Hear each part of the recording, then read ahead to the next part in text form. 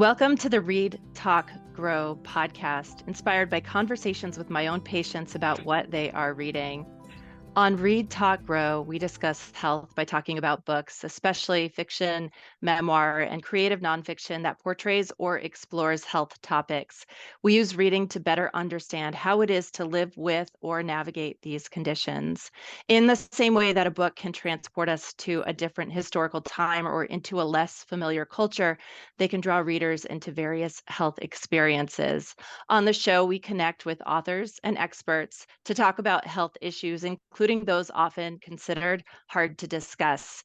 I'm Dr. Denise Milstein, and am an assistant professor of medicine at Mayo Clinic, where I practice women's health internal medicine and direct the section of integrative medicine and health in Arizona. I'm the host of Read, Talk, Grow, and the medical director of the women's health blog through Mayo Clinic Press.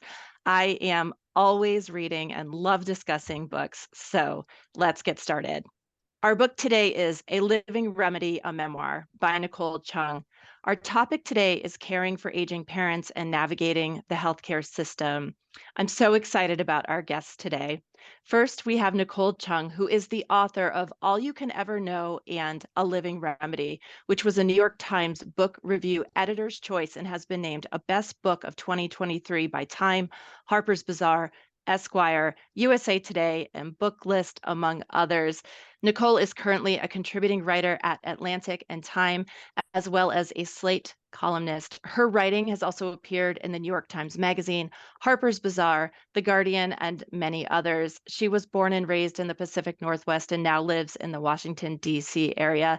Her newest book is A Living Remedy, which is the topic of our conversation today. Nicole, welcome to the show. Thank you so much. I'm glad to be here. Our second guest is Dr. Brenda Ernst, one of my colleagues at Mayo Clinic. Dr. Ernst is an assistant professor of medicine and consultant in hematology oncology at the Mayo Clinic in Arizona. She cares for patients with various types of cancer, especially breast and ovarian cancer. She is an educational leader, including as the fellowship director in hematology oncology at Mayo Clinic, Arizona, where she is a pioneer in teaching integrative medicine and fellowship in partnership with the University of Arizona. Brenda, welcome to the show. Thanks so much for having me. A Living Remedy is Nicole Chung's story as a daughter who's a young adult when her parents both navigate illness in our fractured healthcare system, while she is far away, starting a career and raising young children on her own. Our focus today will be on caring for parents with health challenges. According to the CDC, caregivers are family members or friends who typically provide unpaid, long-term, community-based care and assistance to older adults and people with chronic health conditions or disabilities. More than half of caregivers are women, and the majority are not formally trained. It's estimated that the care they provide in the US would cost $470 billion if it was paid care. And yet, it's not a role that's commonly mentioned, never mind appreciated or revered in our society. Caregiving can look like many roles, from being at the bedside to managing people's finances to helping with medical decisions. It is incredibly challenging, even more so when the caregiver lives far away and has a dependent family of her own. If this sounds like a familiar scenario to you, A Living Remedy is a book you should absolutely read. Nicole, a patient mentioned your first memoir to me, All You Can Ever Know, a few years ago. She is the adoptive mother of a daughter who read your book and asked her mother to read it so that she could understand her childhood journey and experience. I'm sure you've heard similar stories by readers before, and while A Living Remedy is not focused on the impacts of being adopted, it is a core part of your story. Can you tell our listeners who have not read your books a bit more about your family? Sure. As you mentioned in the intro, I was born in the Northwest, in Seattle specifically. Unlike most Korean American adoptees that you've probably met, I was born here, not in Korea.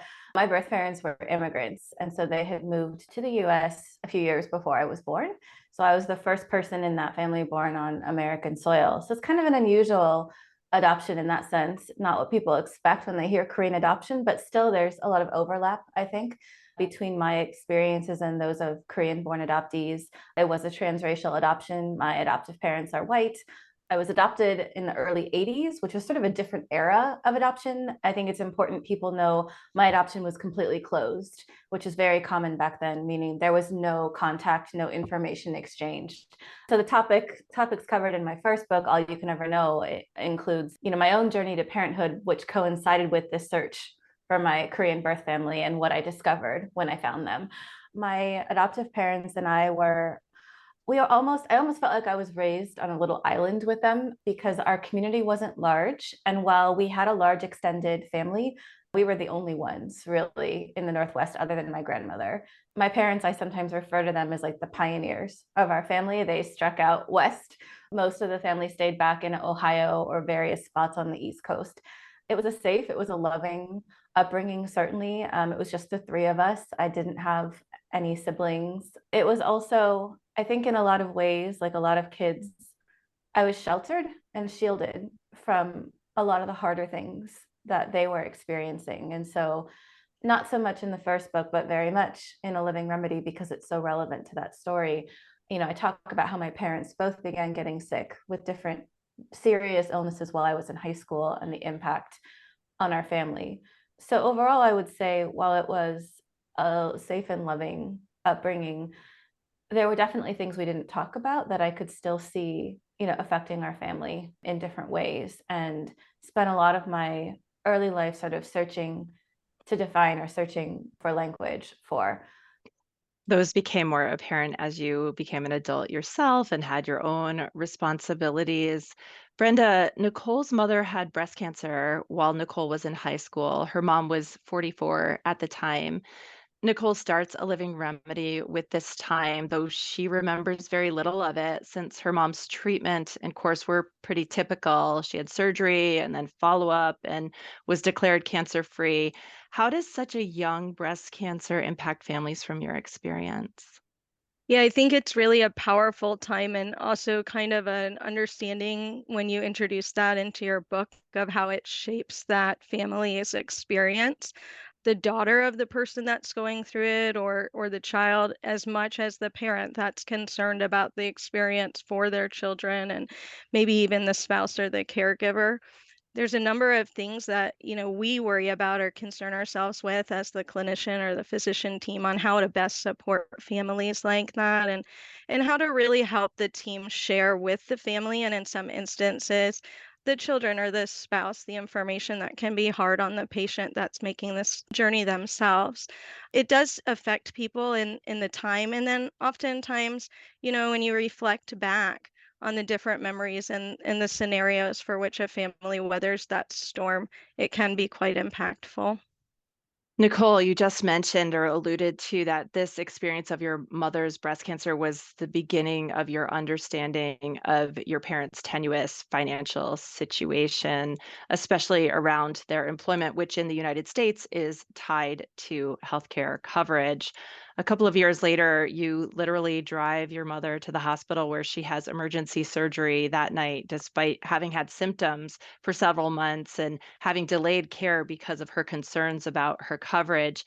Can you describe what that meant for your family and the hard choices they had to make?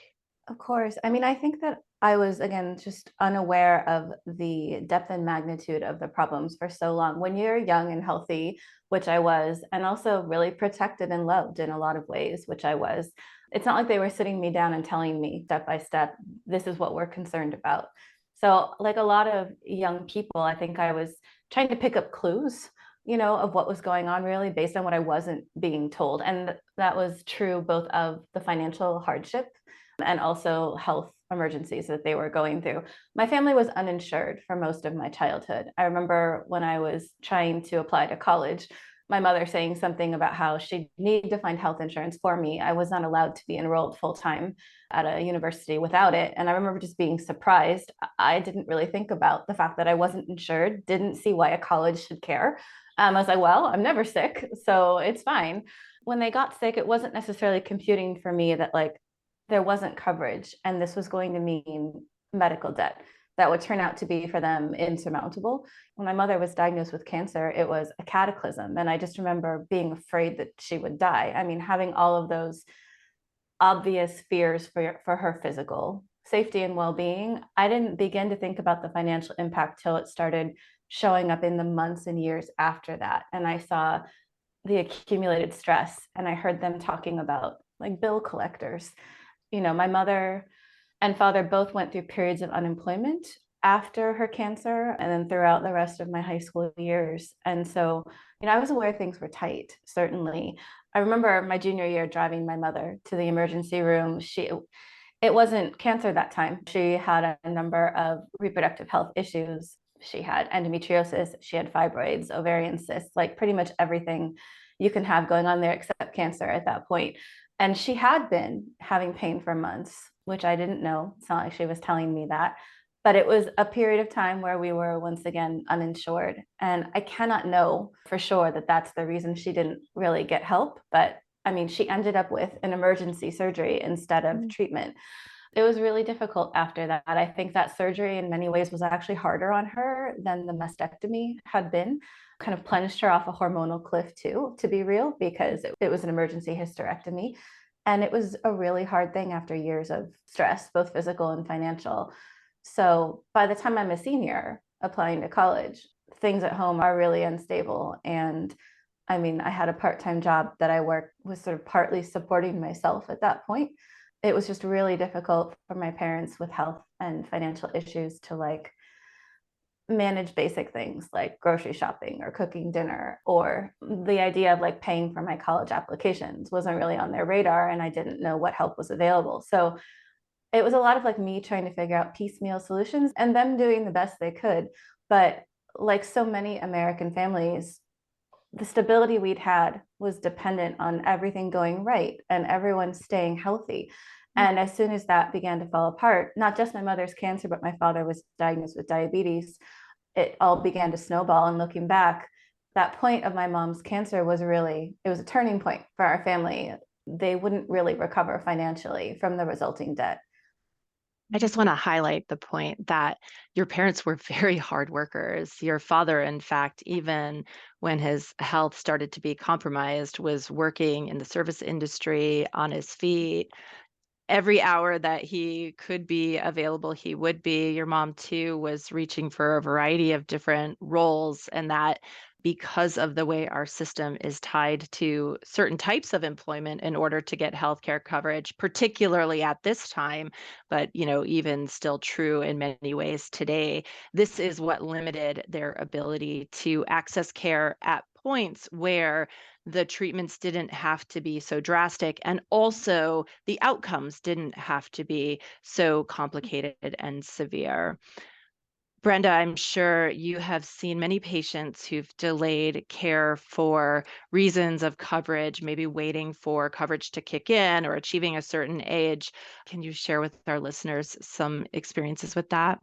Yeah, this is often something that we're navigating, whether, it's an obvious or, out loud discussion or a quiet discussion that oftentimes probably in your experience too, Nicole, that isn't had, but kind of understood that the reason a person doesn't present earlier when they know something's wrong is because they're really trying the best they can to shoulder their other responsibilities, or they're concerned about the downstream effects. We'll sometimes meet young women in a time when they're the mother to young children or the sole worker in their family, and they're providing the income or taking the children to school, and they worry about how getting treatment for a breast cancer or an ovarian cancer, another presentation that they might affect their ability to do that. And they'll often say, I don't know who's going to do this while I go and seek treatment. I don't think I can.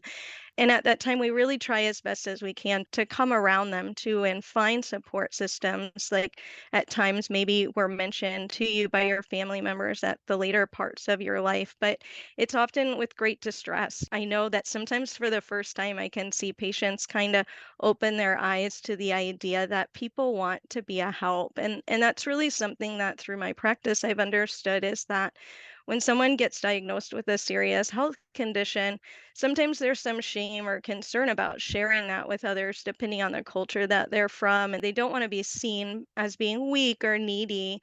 But oftentimes they might not understand that, like, your neighbors really feel powerless, or your close friends and family, to help you unless that they know.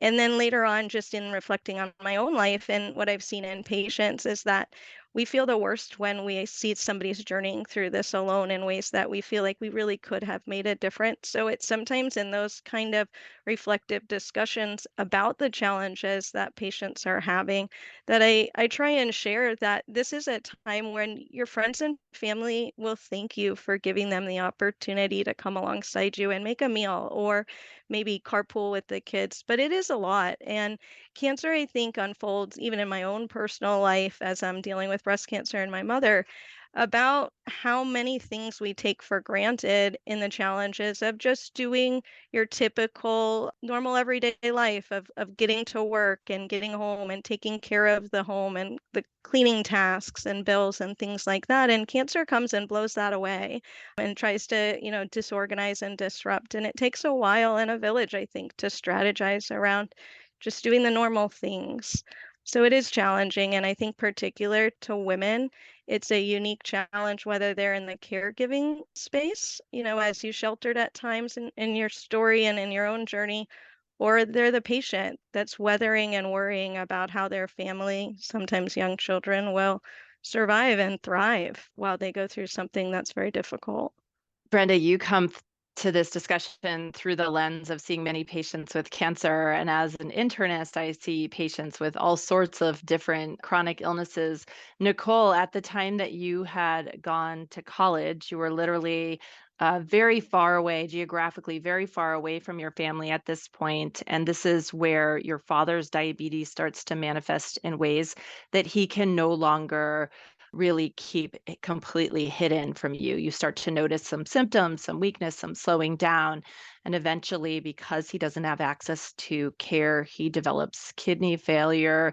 Talk about barriers he faced, you tried to help him navigate to getting care so that he didn't end up on dialysis with that end stage renal disease. He could have hopefully had treatment sooner. Yeah, I mean, certainly, again, back to what I was saying before, but when you're younger and you're healthier and you're not actually experiencing symptoms, diabetes is such a pernicious disease just because for a long time you do feel okay. And I think my dad had always been a relatively strong, hardworking person. And as you mentioned, he worked in the service industry, not a lot of breaks, not a lot of days off, was the first person called when someone else was sick, but not a lot of chances to get meals or healthy meals or exercise other than running around on his feet all day. So there were years where between, I think, the work challenges and then again, the healthcare barriers because we were uninsured and because he was feeling generally okay. It was just hard for him to believe that would really change. He started to feel more symptoms in his late 40s and 50s. So these are the years when I was in college and just after graduate school, beginning to start a family. And there was just one point where he was very, very sick. I just had my second child, she was a newborn. And both my parents were supposed to fly out to the East Coast to see us. And my dad couldn't make the trip. It was the first time that he just hadn't felt physically up to travel. I remember being really concerned, because I was pregnant, I hadn't flown home in a little while. So I hadn't seen him in probably over a year. And my mom was trying to hedge a little bit, but she couldn't hide how worried she was. And I specifically remember on that trip kind of talking with her, in between breastfeeding sessions and endless newborn laundry, okay, well, has he seen a doctor? I know there's not health insurance right now. She had health insurance through a job that was about to kick in. But, he should really be seen if he's not well enough to travel. And she said, yeah, when I go home, we'll take care of it. And on that very visit, her boss called and told her that she'd been laid off and that her health insurance was going to end at the end of the month. And that was it. And I think of that sometimes as maybe what would have been one of the last chances for him to get help before things really began to snowball. So fast forward a year, my dad's been unemployed, my mom's been unemployed, they're still uninsured, and he's just getting sicker and sicker. Some days the fatigue was so bad, he spent most of the time in bed. And, mom didn't think it was just the diabetes. She thought there had to be something else going on. And I remember investigating, he'd applied for the Oregon Health Plan, the state Medicaid program, and they had been denied. They'd applied for different forms of assistance as well, from rent to food stamps, and been denied because they were young enough and didn't have dependents at home that the state The gatekeepers were basically like, you can work, you just need to find a job. And they were trying, but things were just getting harder and harder. And I remember how resistant Dad was to applying for disability. When he finally did, like my mother and I finally convinced him, like many people, of course, he was turned down and refused to appeal. Like it had been hard enough to get him to apply in the first place. He was not going to, I just think it hurt his pride so badly that he was not going to appeal, and they were sure they couldn't get a lawyer to do that for them. So between all of the help and assistance being gate kept and means tested and them just not meeting it somehow, things are really dire. My mother was selling plasma as often as she could, and it still wasn't enough. I was a young parent. My husband and I were taking turns in graduate school, and like they wouldn't take our money even when I offered. And I don't know what would have happened if Dad had not gotten on the wait list for a community health clinic, like a federally qualified health center in their area. That was also a challenge, getting them to go there, but it saved his life, because when they finally were able to see him and have tests run and got him to see a kidney specialist who rotated through the clinic, the specialist was like, your kidneys have lost over 90% of their function. You should have been on dialysis a year ago. If you had not come in, you would have died. And between him and the nurse in his office, they were able to help my father, get approved for dialysis treatments, which meant he would be approved for disability and Medicare. And that was the first, I'm putting it in quotes, but like first income and first health coverage that he had had at that point in years. It was absolutely life-saving, but it came so late that his condition was already life-threatening. And my mother and I think so much about what might have happened if, instead of being granted as this like last-ditch crisis response, if he'd been able to get care and treatment and preventative care all along, how much longer or how much different would those years have been for him? In many ways, diabetes is a very manageable condition. And you're right that if you don't live with diabetes or haven't cared for or about somebody who's had complicated diabetes, we might not appreciate the importance and the impact of it. But there are medications that can be used to keep it under control, but you have to be able to access them. And I think you've highlighted so many components of what it is to be an adult child of someone who is trying their best in the system, but also it's at the same time very, very proud.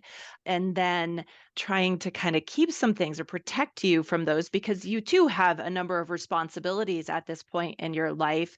And perhaps I think your parents didn't really want to be a burden on you in some ways, as you've said in the book.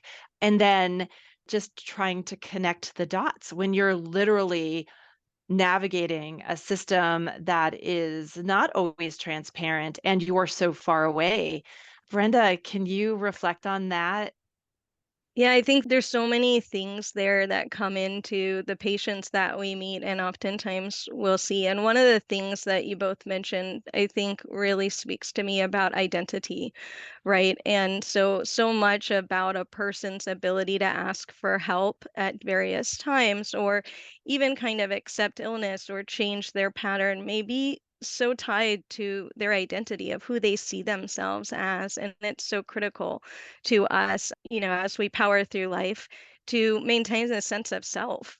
It does make me wonder about your dad's experience and even your mom's experience, even your experience as the child of these two parents that were trying so hard to take care of you and take care of themselves, that some of those roles they probably were so, reluctant to give up if they could just hold on to the fact that they were doing a good job as a parent or, they were doing a very good job as a spouse. And that might have prevented them, maybe in some ways, of sharing some of this information that may have prevented them from sharing some of this information with you or others because they might have seen the loss of their identity from changing to the adult, the parent, the employee, to somebody that was sick or somebody that needed help or somebody that seemed weak or needy. And I think that's a lot of what patients grapple with is I don't want to change who I am. How do I be in this space that this illness has presented me with? And how do I continue to be me or the person that I hoped I was going to be? I think when we do a good job as physicians and healthcare team members, we help patients thrive in that environment to maintain who they are. And that's what I work with my patients in particular, is whether I meet them with a curative breast cancer or whether I meet them in a situation where this is a lifelong illness like diabetes, or in some cases, a really challenging illness like metastatic breast or ovarian cancer, where we're going to have to endure a lot of changes to the life around them and their family, is how do we make sure that you see yourself as who you are, and how can we preserve that as much as possible? Because I think in that space, people feel more comfortable seeking help and maybe even participating in the changes that are around them that allow them to do better. That I think is the challenge on us as healthcare team members, is how to also see our patients for who they are, not only the disease that we're trying to treat and help and assist. And it's a very costly system. Some of those things are challenging for us to kind of solve too. I was going to say, I mean, thank you for pointing all of that out. And I'm just like sitting here nodding because I hadn't thought of it in exactly those terms, but you're so right, of course, about the way we see ourselves, our identity. When we come up against a crisis, one of the first things we want to reassure ourselves of, right, is that we are still who we are and we're going to meet this as the people we've always been. But the truth is, crisis changes us sometimes. It just has to, or at least changes like the circumstances of our lives and the roles that we see ourselves in.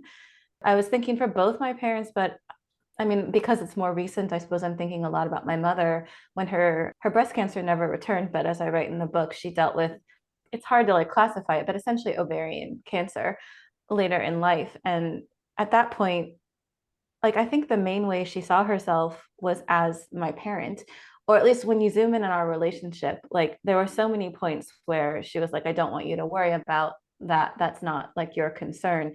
And I remember feeling so frustrated at times. And I write a little bit about this, but it's like, who are you going to talk to if not me?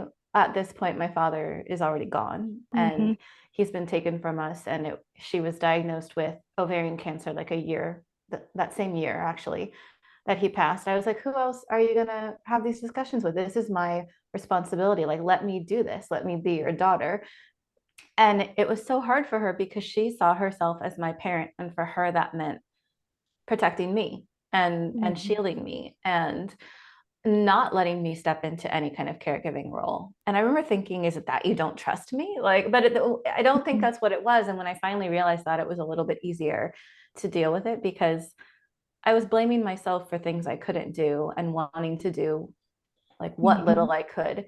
She did like accept my help. And like I write about managing her affairs and handling her finances and all that when she wasn't able to, and being a go between her and her doctors despite not living there, right? Like I would have hours long conversations with her oncologist or the radiation oncologist, and then it was my job to kind of translate and give that to her in a way she could understand, given how overwhelmed she was.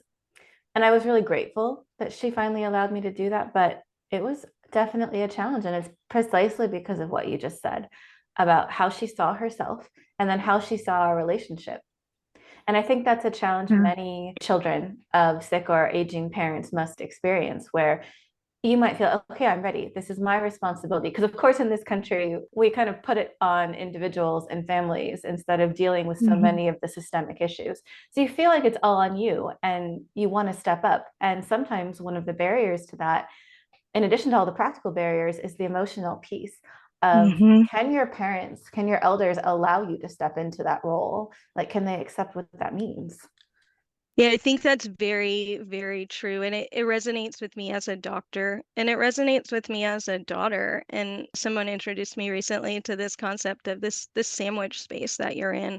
And your book, I think, really unpacks that a little bit, of how you're trying to be the mother to your children and you're observing your mother be the mother to you, all in that same space. And then almost in some unvoiced way is the understanding that your role as a daughter has changed. And that happens, I think, naturally for all of us when, we recognize that our parents that have always taken good care of us need care from us or responsibilities from us that we can help them. And then also just the nature of whether our parents are ready also to accept that change and that role. because it doesn't seem as natural to us to kind of come out of our space that we've spent a long time in, whether it's the parent space or the child space, and navigating the emotions around the illness as well, and just the nature of the burdens of cost and challenges with symptoms. It is a very tough time. I think that open conversations have helped a lot. And so I think that that's really where I try and engage my patients oftentimes, to invite their family member or their child into the conversation. And then really maybe where we can try and talk about that this isn't about their needs only, but about building that relationship so that it is what it needs to be at the time we need it. And that's something even in my own life that I'm experiencing too. This understanding of who we are, our identity is different in the different spaces of our journey, and then letting that relationship kind of grow into what it needs to be. It sounds like, especially through reading your book, you had such a beautiful relationship with your parents that at times it wasn't as visible to you, but maybe in reflecting back as you wrote your book and think about that story of your upbringing, that there was so much love in, what your parents brought to your experience, your childhood, and even in the challenges, how you wonderfully depict in your book and kind of reflect back on how that came to be in a very like practical way. That to me was so telling to the life experience that I see with my patients. And oftentimes at the end of life is when we can perceive it sometimes. But I really appreciate your brave and courageous telling of your story and your parents' story through your book. It was something I really enjoyed being able to see as both a daughter and also a doctor. Thank you. I mean, that means a lot. And I also just appreciate what you're sharing about how you try to involve the patient's family, and you're sort of, obviously the patient's your priority, and but Mhm. I just think that would have been really meaningful and helpful. I think back to like when I was in high school trying to figure out what was going on, like by reading context clues. I found the conversations with my mother's doctors like really hard toward the end of her life. Obviously, it was, and it's like I almost had to turn the emotions off a little bit to be able to grasp the information so that I could share it with her. My mother was a very capable person and had more experience in the medical field than I did. I mean, she was a respiratory therapist for years, but toward the end of her life, the cancer had metastasized and it was in her brain, and it was just much, much harder for her to follow. Also, she was deeply overwhelmed. I mean, as anybody would be. I remember specifically the doctors who were very compassionate and like patient with me and were able to kind of explain things and recognized how like what upheaval we were in. And I also honestly, like to be frank, I do remember one or two doctors who I like I had a harder time communicating with. But it meant so much to me. Like I still remember the compassion of the healthcare workers and also social workers and like hospice workers. And I acknowledge them like in the acknowledgements of my book for that reason. Like we wouldn't have gotten through that time without that kind of support. You mentioned a little bit about what it meant to you, even though you were of kind of a different faith perspective, but having the community around your parents and your mom, especially towards the end of your book, and what that meant. And I think to me, it really was visible how much of a village is really needed to care for each other in the various times that we go through life, and just being like cognizant of who can be a village to the patients that are around us, and trying to let those in, and recognizing now, in the United States, oftentimes we are far from family, as is the case in my own life. Leaning on that village can be different from far away. And I'm very thankful oftentimes for technology. At Mayo Clinic, we're able to do a lot of video visits, and that may allow us to put family members all into the same conversation. And sometimes that's what I utilize to talk about chemotherapy or big care decisions, because I can have somebody join me from Seattle and Texas at the same time. And in doing so, it allows family members to have a window to maybe what wouldn't be shared, or maybe what's really difficult for a patient to share. Sometimes I'll invite a family member to the conversation, and I'll ask a patient, would it be okay if I talk to your family member about what you're going through, so that it'll make it a little easier for you? Because sometimes I think, probably in your experience through reading your book, It's hard to tell a child or a spouse or a sibling, I've been diagnosed with cancer. It almost gets to the core of this is real and I'm stuck in this space that I didn't ever want to be, and I don't know how I'm going to get out of it. And so sometimes partnering with this, I think, is really important so that family can be involved or others can kind of know. That's probably the biggest challenge I see when I meet with people later in their journey, is that sometimes family members just don't know what's going on. And I do think it really helps if we can try and involve others and we try and empower patients to share what they can, really respecting their identity, as I mentioned, but Mhm. helping others not stay in the dark because it can be really stressful, as I think it was for you. There's this balance of how much children or young teenagers or young adults, can cope with as far as the strain of something big like cancer. And we try and try and balance that. Social work team helps us a lot. And there's various programs, I think, when families know about that, that can be quite supportive. But it's a lot on a patient, it's a lot on a family. And so having those discussions is really empowering. Yeah, I understand certainly why I wasn't in touch with or in the Mhm. room with my mother's doctors as a high school freshman. I was Mhm. really grateful that she allowed me to have a direct line to them. Like she basically signed a form saying that they could discuss anything about her situation or treatment with me, which honestly surprised me a bit because I think she did it partly to get me off her back. Because after every appointment, I would be like, can you call and tell me what they said? Or I started asking her to put the phone on speaker and let me Mhm. hear what the doctor was saying. And I think she got so irritated with that she's like, just talk to them yourself. And so that this is how I ended up having hours long discussions with her doctors. But I was so thankful to have that direct line. I've experienced this as a patient myself. Like if I don't take notes, like while I'm talking Mhm. with the doctor, I am not going to remember like later what Yeah. they said. I had very minor surgery a few months ago. Everything is fine. But like I was scared. It was like the first surgery I've had probably since my tonsillectomy as a kid. I remember just like trying to talk with the doctor and ask my questions. And if I hadn't really been paying close attention and taking notes, honestly, if my spouse hadn't come with me to help remember things, I'm sure I would have held on to like a fraction of whatever the surgeon told me. So I was really glad to be able to like get the information directly from my mother's doctors and just kind of know what was going on, especially when she got to a point where it was harder for her to understand and then to translate that to me. That's such an important part of our experience and why it's so helpful to have either a family member or a friend kind of join you on various parts of your healthcare experience. If it's, meeting in the diagnosis or asking questions, I'll really ask my patients to try and bring someone with them to the visits because it's hard when you're not feeling well or the strain or stress of an experience, cancer or otherwise.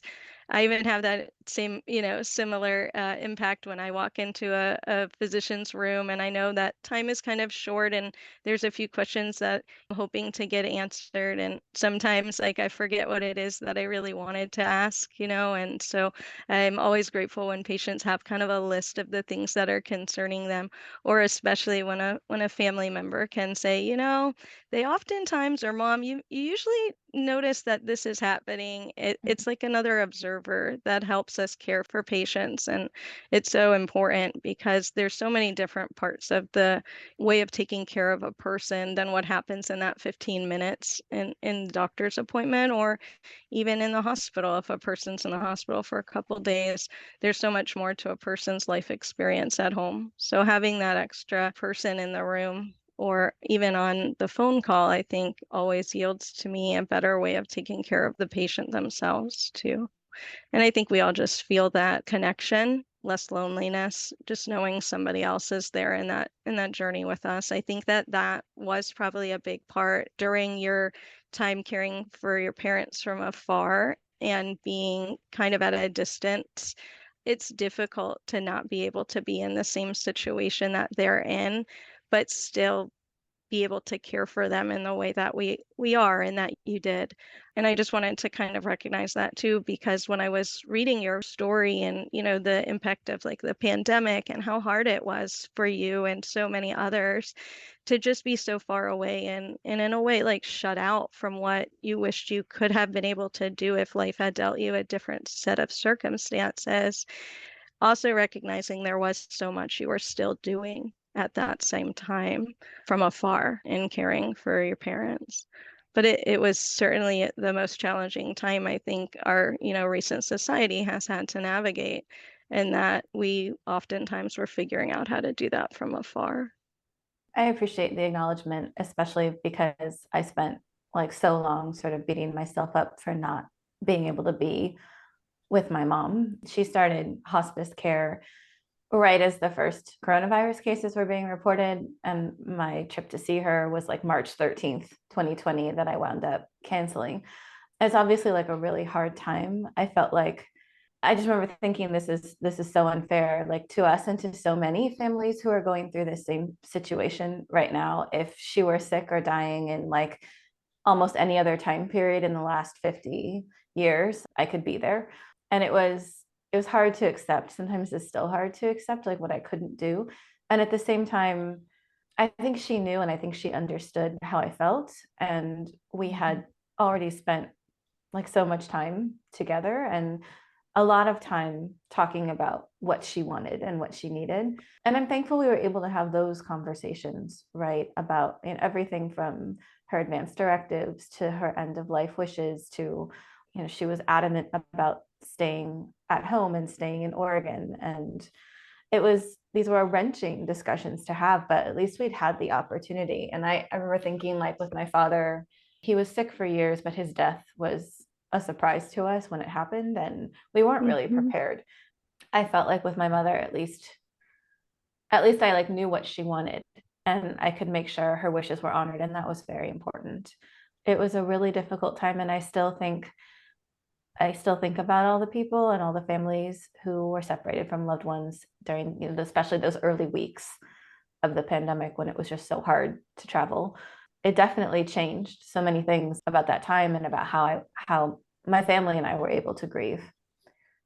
Yeah, it was just, a society, but individuals in society faced with just unthinkable questions that made us struggle through decisions that ultimately we had to accept. Oftentimes weren't even decisions to be made. Should I go or should I stay? What would I be risking?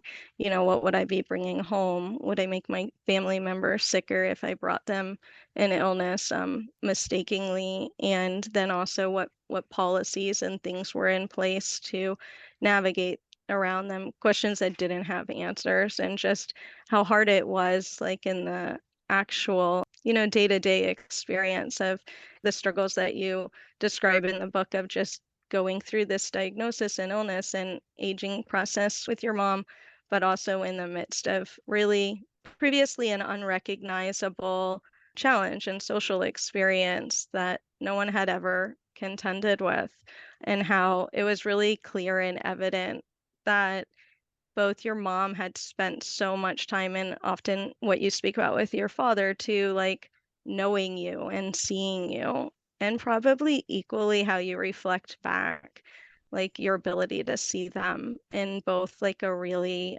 I think, fresh and genuine way, the realities of the challenges and emotions that came through that period and experience for you, but also just in the way you honored them about like the way they had to face the challenges and the way they did so with such strength.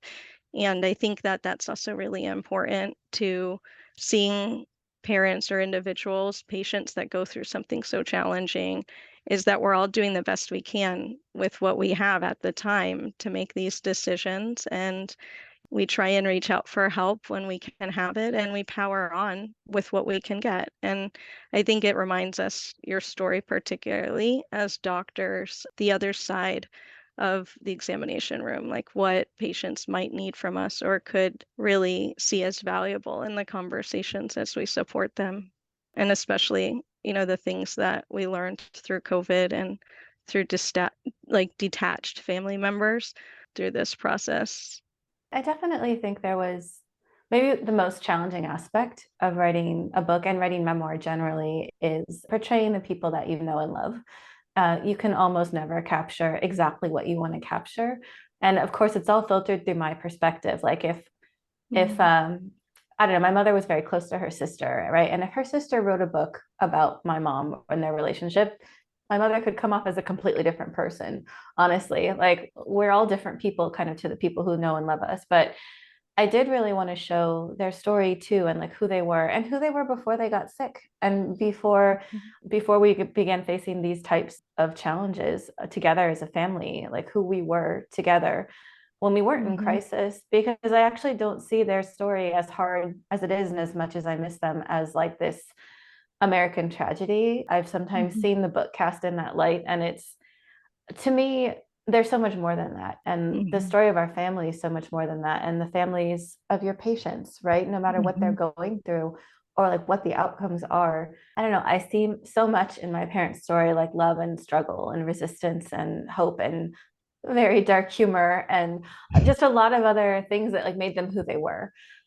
And in some ways, of course, I wish it hadn't happened the way it did, but in some ways, like their illnesses and their challenges, it just made them more who they were. It's like, I don't know, like my mother's fierce love and her stubbornness and her very dark sense of humor, like all of that was just like heightened, like ratcheted up. And I don't know, we had some conversations when my father was sick that we might not have had otherwise. You know, I'm not grateful that he was ill, of course, but I'm grateful for that. So I think there's like so much more to anyone's story than what makes them sick or even what kills them. But it was really important to me to kind of show them in their full humanity as I knew them. It's so I think powerful. it is really so powerful. And this is such a beautiful story. And you are such an amazing writer, Nicole, that I hope our listeners who have not yet read your work will really look at it from the light of what it is to be a daughter, caring for parents, caring from afar, also just recasting how it is to navigate through the healthcare system and all the different roles people in your community were able to provide for caring when you couldn't be the boots on the ground. I think this is such a powerful, really well-written, amazing book. I want to thank you, Nicole, for writing it, for putting it into the world. I want to thank you both for coming on Read, Talk, Grow. Thank you so much, Denise and Brenda. Thank you. It's really nice to visit with you and meet you in person. And I wish you the best, and I appreciate your ability to share this really powerful story with us. Thank you. Thank you for joining us to talk books and health today on Read, Talk, Grow. To continue the conversation and send comments, visit the show notes or email us at readtalkgrow@mayo.edu. Read, Talk, Grow is a production of Mayo Clinic Press. Our producer is Lisa Speckhard-Pask, and our recording engineer is Rick Andreessen. The podcast is for informational purposes only and is not designed to replace a physician's medical assessment and judgment. Information presented is not intended as medical advice. Please contact a healthcare professional for medical assistance with specific questions pertaining to your own health if needed. Keep reading, everyone.